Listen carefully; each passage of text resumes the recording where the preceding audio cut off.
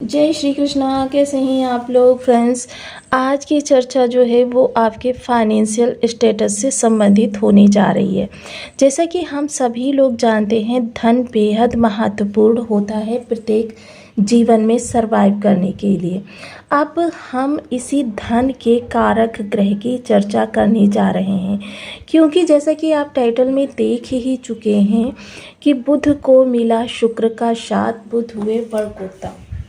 अब ये किस तरीके से बुध वर्गोत्तम हुए, बुध को मिला शुक्र का साथ, ये सारी स्थिति, क्योंकि बुध किस चीज़ के कारक होते हैं? बुध होते हैं बुद्धि के कारक, वाणी के कारक, बुध होते हैं व्यापार के कारक, कम्युनिकेशन के कारक, विशेषतः आपके फाइनेंशियल स्टेटस। देखिए, जो धन होता है हमारे पास कई ग्रहों के कारण आता है। देखिए, सबसे पहले तो शुक्र का धन देखिए अलग होगा, बुध का धन देखिए अलग होगा, मंगल का अलग होगा। लेकिन जो आपके पास फाइनेंस लिक्विडिटी वाला कैश आता है वो बुध के ही प्रभाव से आता है। लिक्विडिटी, अब देखिए आपके पास मकान है, आपके पास गाड़ी है, आपके पास प्रॉपर्टी है बहुत सारी, लेकिन आप अपने डेली यूज़ के लिए या जो दैनिक दिनचर्या में खर्चे होते हैं, लग्जरी हो या किसी भी प्रकार से आप उनमें समझौता करते हैं, ये सारी चीज़ बुध के प्रभाव से इसीलिए कही जाती हैं कि जो आपके रोज़ी रोज़गार के द्वारा जो पीछे से धन आता है वह कितना आता है, किस मात्रा में आता है। अगर वो आपके सरवाइव करने से भी बच जाता है तो जाहिर से आपका बुध बहुत अच्छा है। आपके बैंक में धन कितना है ये भी डिसाइड करते हैं बुधदेव महाराज। तो ये बुध के जो प्रभाव होते हैं काफ़ी शानदार महत्वपूर्ण होते हैं। तो आज की चर्चा जो होने वाली है वो इन्हीं से संबंधित होने वाली है। बने रहें हमारे साथ इस वीडियो में एंड तक, क्योंकि बुध जहाँ इस समय पर आपके केतु और सूर्य के साथ गोचर कर रहे हैं चतुर्थ स्थान से। अब चतुर्थ स्थान से बुध के लिए देखिए, हम एक चीज़ जानते हैं कि बुध जिस ग्रह के साथ होते हैं, जिस भाव में होते हैं, उसके समान स्वयं को बना लेते हैं। अब केतु तो ऐसा ग्रह है नहीं कि बुध इसका अनुकरण करें, कारण क्योंकि केतु स्वयं सिर ना होने के कारण आसपास के इन्वायरमेंट को समझते हैं, उसके आधार पर अपनी प्रभाव देते हैं। अब बुध के सामने सूर्य हैं जो कि इस स्थान के राशिपति भी बनते हैं। अब सूर्य और बुध का जो विशेष प्रभाव है वो देखिए आपके लिए बहुत महत्वपूर्ण होने जा रहा है, क्योंकि शुक्र देखिए आपके जो पंचम स्थान में बैठे हुए हैं। पंचम स्थान में शुक्र बहुत अच्छा रिजल्ट करते हैं, केंद्र या त्रिकोण में शुक्र बहुत अच्छा रिजल्ट करते हैं। आप बुध देव महाराज जो हैं अपना नक्षत्र परिवर्तन करने जा रहे हैं। नक्षत्र परिवर्तन करके चले जाएंगे शुक्र के पूर्व फाल्गुनी नक्षत्र में। पूर्व फाल्गुनी नक्षत्र ज्योतिष शास्त्र का एकादश यानी 11वें नंबर का नक्षत्र है, और 11वें नंबर का नक्षत्र जो होता है वो आपके एकादश भाव को रिप्रेजेंट करता है। एकादश भाव काफ़ी महत्वपूर्ण भाव है, क्योंकि ये लाभ को आपके रिप्रेजेंट करता है कि जहाँ पर हमारा धन बाहर से आता है, हमारे कार्य के द्वारा जहाँ पर धन आता है। आप वहीं देखिए एक चीज़ और है कि यहाँ पर ग्रह जो होता है वो 70% नक्षत्र के प्रभावों को आत्मसात करता है। साथ ही साथ शुक्र इस स्थान पर बैठे हुए हैं, तो शुक्र भी बहुत अच्छे प्रभावों को प्रसारित कर रहे हैं, और यहाँ पर बुध जो हैं वो सूर्य के समान प्रभाव देते हुए देखे जाएंगे। अब सूर्य देखिए इतना ज़्यादा प्रकाशमान ग्रह है कि पास की चीज़ें तो दिखती ही नहीं हैं, दूर की चीज़ें, क्योंकि सूर्य की जो दूर की चीज़ें होती हैं उनको देखने में, क्योंकि वहाँ पर जाता जाता उसका प्रकाश सीमित हो जाता है। सूर्य सफलता के भी कारक हैं, और शुक्र जो होते हैं वो आपके आकर्षण के, आपके चार्म के, आपके लग्जरी के, आपकी प्रसिद्धि के। अब प्रसिद्धि किस तरीके से, मान लीजिए जब आपका ऑरा बहुत स्ट्रॉन्ग होगा शुक्र के माध्यम से, तब लोग आपसे मिलना चाहेंगे, आपके पास बैठना चाहेंगे, क्योंकि आपका साथ उनको बहुत अच्छा लगता है। अब जाहिर सी बात है, जिस भी व्यक्ति को आपका साथ अच्छा लगेगा वो आपसे मिलने के लिए ललायित होगा, तो कहीं ना कहीं वो आपकी प्रशंसा भी करेगा। तो ये शुक्र का प्रभाव इस समय जब चतुर्थ स्थान से प्राप्त होगा, और साथ ही साथ सूर्य के प्रभाव के द्वारा, तो कई सारे राजयोगों का आंशिक प्रभाव इस स्थान से बढ़ जाएगा। तो ये सारी चीज़ें किस प्रकार से आपके लिए प्रभावों को जागृत करती हुई देखी जाएंगी। बने रहे हमारे साथ इस वीडियो में एंड तक, आपको बहुत कुछ जानने के लिए मिलेगा। वीडियो बहुत ज्ञानवर्धक होने वाला है। यदि आपके लग्न में 2 नंबर बना हुआ है तो ये राशिफल आपके लिए है। यदि कुंडली में कहीं भी चंद्रमा के साथ 2 नंबर बना हुआ है तो ये राशिफल आपके लिए। कुंडली ना होने की स्थिति में आप इसे नाम राशि से भी देख सकते हैं। यदि अभी तक आपने अपने इस चैनल को सब्सक्राइब नहीं किया है तो प्लीज़ सब्सक्राइब कर लीजिए, वीडियो को लाइक कर दीजिए, चैनल को शेयर कर दीजिए।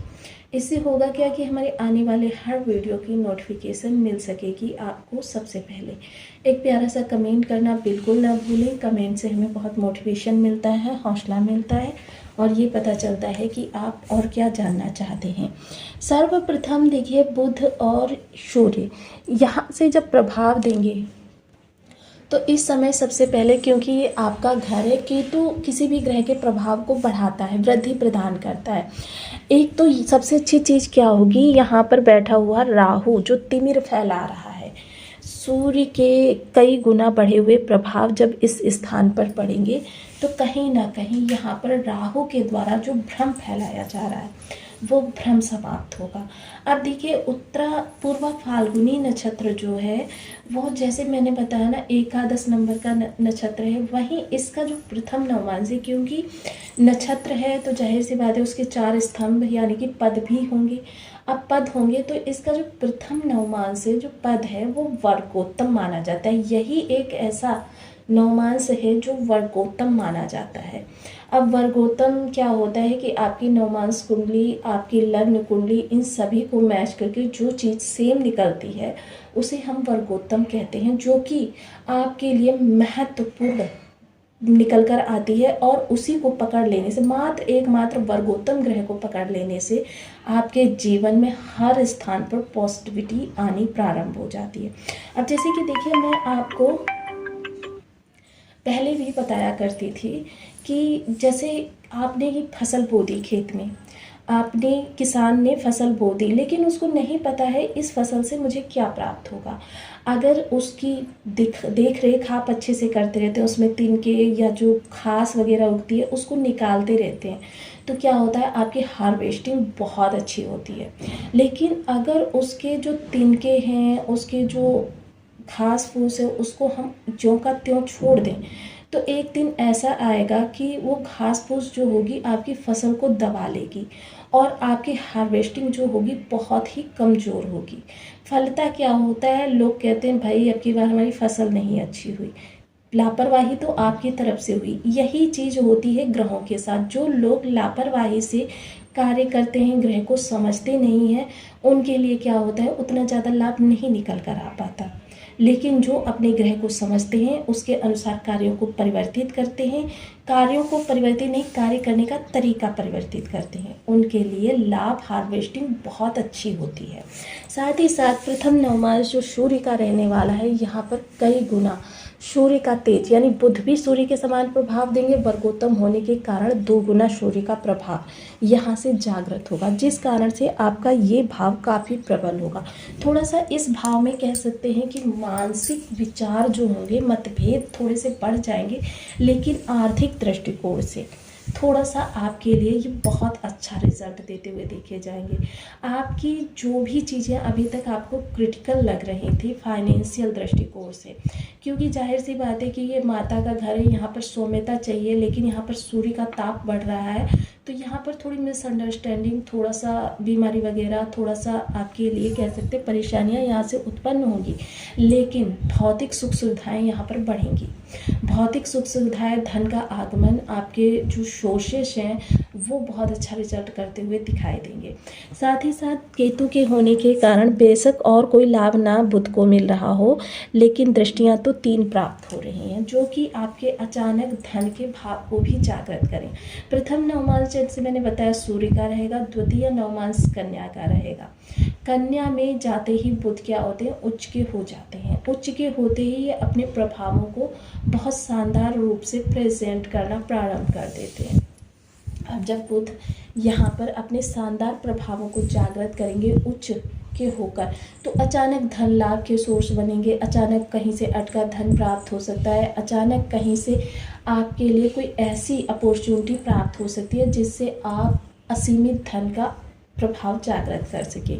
दसम स्थान पर जब ये प्रभाव जाएगा, क्योंकि देखिए अगर हम देखें तो दसम स्थान काफ़ी महत्वपूर्ण भाव होता है जहाँ से हमारा धन का आगमन होता है। वहीं दूसरी ओर तृतीय नवमांश जो रहेगा वो तुला का रहेगा। तुला आपके षष्ठ स्थान की राशि है। अब जाहिर सी बात है, देखिए तुला जहाँ पर प्रभावी होगी वहाँ पर बैलेंस, यानी कि आप घर बाहर अपनी जिम्मेदारियों और अपने परिवार के मध्य किसी प्रकार से तालमेल का असंतुलन महसूस कर रहे हैं। आपको लग रहा है कि कहीं ना कहीं आप जो है चीज़ों को मैनेज कर पाने में असमर्थ हैं। तो क्योंकि शुक्र किस चीज़ के कारक होते हैं? मैनेजमेंट के। जिनका शुक्र स्ट्रांग होता है, आप देखिए उनका घर ऑफिस वो स्वयं हमेशा बने ठने दिखाई देते हैं। घर भी उनका करीने से व्यवस्थित मिलता है। किसी भी समय आप उनके घर में चले जाइए, ऑफिस में चले जाइए, आपको कोई भी चीज़ इधर उधर नहीं मिलेगी। हर चीज़ सही स्थान पर सलीके से। वहीं चतुर्थ नवमांश जो होगा वो वृश्चिक का होगा। अब यहाँ पर आपके कार्यों की गति बहुत बढ़ेगी, क्योंकि जिम्मेदारियां जो अभी तक आपको परेशान कर रही थी वही जिम्मेदारियां अब आपकी संपूर्णता पर होंगी, जिसके बाद में आपके लिए सांत्वना उपस्थित होती हुई देखी जाएगी। आप देखिए, जैसा हम सभी लोग जानते हैं, कोई भी क्रिटिकल सिचुएशन बनती है या कोई भी अच्छी स्थिति बनती है, हम सदैव आपको उपायों के लिए प्रेरित करते रहते हैं। उपाय क्या है? फसल में तिनके की तरीके से, कि मान लीजिए आपका ग्रह नेगेटिव है, ग्रह के साथ वाला ग्रह नेगेटिव है या ग्रह से किसी से दृष्ट है, इन सभी अवस्थाओं में जितना हम आपके लिए लाभ बताते हैं उतनी ही आपके लिए हानि निकल कर आती है।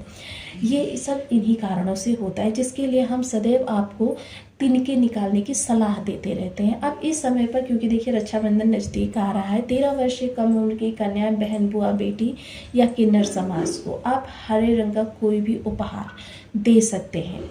साथ ही साथ आप देखिए हरी मूंग बुधवार को पक्षियों को खिलाना बिल्कुल ना भूलें। वैसे तो ये देखिए कबूतर को खिलाने से ज़्यादा लाभ